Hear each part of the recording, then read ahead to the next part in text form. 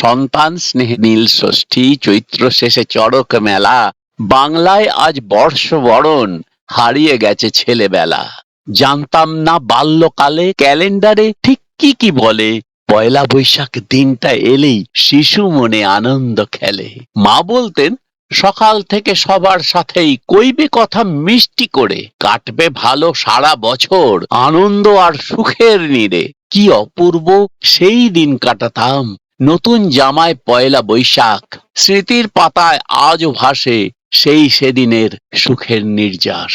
এখন বৈশাখ আসে বছর বছর, নেই সেখানে সুখের ছোঁয়া, মনের মাঝে হাজার আগুন, শহর জুড়ে কালো ধোঁয়া।